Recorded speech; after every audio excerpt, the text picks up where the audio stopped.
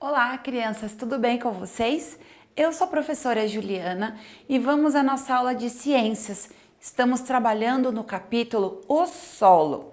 Vamos agora ver sobre os tipos de solo. Vamos lá ao nosso livro ver sobre os tipos de solo. Ao ir à praia, caminhar por um jardim ou mexer na terra, você deve ter percebido que os tipos de solo são diferentes um do outro. E aí, você já teve essa experiência de andar a pé num jardim, andar a pé em um lugar que não tenha grama, tenha só a terra e andou na areia da praia? E andou no asfalto também. Percebeu a diferença do tipo de solo, a estrutura, um mais mole, um mais duro, um mais úmido, um mais seco. Quais diferenças podem ser percebidas entre esses solos? Como é a textura deles? Que cor eles têm? Eles são secos ou úmidos? E aí, como que você responde essas perguntas? A cor deles é igual? A textura deles é igual? Todos são úmidos? Ou uns são mais úmidos, outros mais secos, uns mais moles, outros mais duros? Qual que é mais agradável para você caminhar e pisar descalço?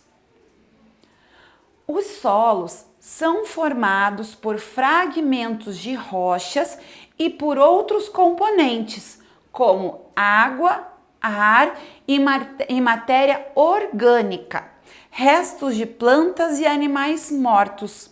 De acordo com a quantidade de cada um desses componentes no solo, temos diferentes tipos de solo. Então, olha aqui. Essa imagem ao lado, a representação do solo com diferentes camadas, ok?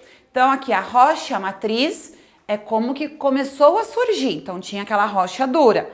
A partir daí, olha, ela começou a se fragmentar em pedacinhos cada vez menores, estão vendo aqui?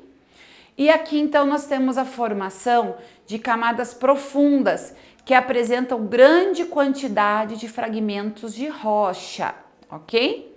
E aqui as camadas superficiais, que são ricas em matéria orgânica, que é a parte que normalmente nós visualizamos mais quando vamos plantar algo, quando estamos relacionando a agricultura. Normalmente o nosso acesso maior é aqui, na camada superficial, ok?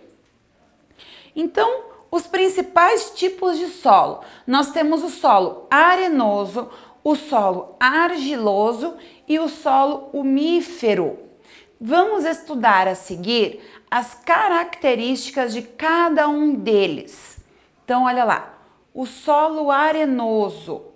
O solo arenoso é poroso e permeável. Poroso, que tem muitos poros, muitos furinhos, perfurado. E permeável, que permite a passagem de líquidos, por exemplo, a água ou gases, através de seus poros.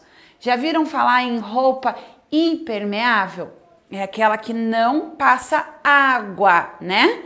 E o solo, no caso, é o contrário, ele é permeável, então ele permite a passagem de água e gases, porque ele tem muitos furinhos, muitos poros, ok? O arenoso é assim. O arenoso, então, ele é poroso e permeável, o que permite a água que seja rapidamente absorvida pela areia, como ocorre nas praias. Isso acontece porque existem espaços entre os grãos de areia que facilitam a passagem da água. Assim, o solo arenoso é seco e as plantas que nele se desenvolvem apresentam adaptações para aproveitar a pouca água disponível. Observe na imagem a seguir os espaços que existem entre os grãos de areia, quase que imperceptível a olho nu, né? Então, olha aqui, pessoal, um solo arenoso com plantas adaptadas à escassez de água. Pensando aqui, por exemplo, naquelas areias do deserto do Saara, pouca água e areia, não é? Então, olha ali, o zoom da areia de praia, por exemplo, olha aqui o espaço entre uma e outra. Tá vendo esses espacinhos pretos aqui? Tudo isso aqui tem a presença de ar ou água. Pode passar ali facilmente. O argiloso. Ao contrário do solo arenoso, o solo argiloso encharca-se facilmente. Isso acontece porque ele é formado por grãos de argila. Então aqui, pessoal, só para vocês entenderem, arenoso, a água passa, ok? Ela não passa e fica, ela passa, tá? O argiloso não. O argiloso, ele encharca-se facilmente. Isso acontece porque ele é formado por grãos de argila, bem menores que os grãos de areia, que se unem, diminuindo o espaço entre si. Então, o solo argiloso não tem tanto espacinho preto igual a gente viu ali na areia. Então, ele fica mais grudadinho e aí o que acontece com a água ou com os gases? Eles ficam ali. Eles não saem com tanta facilidade, ok? Por isso que é úmido. Olha aqui o exemplo, o solo argiloso forma poças d'água facilmente, ó, porque ele retém a água, ele segura a água aqui. E por fim nós temos o solo umífero, contém mais humus do que os demais tipos de solo.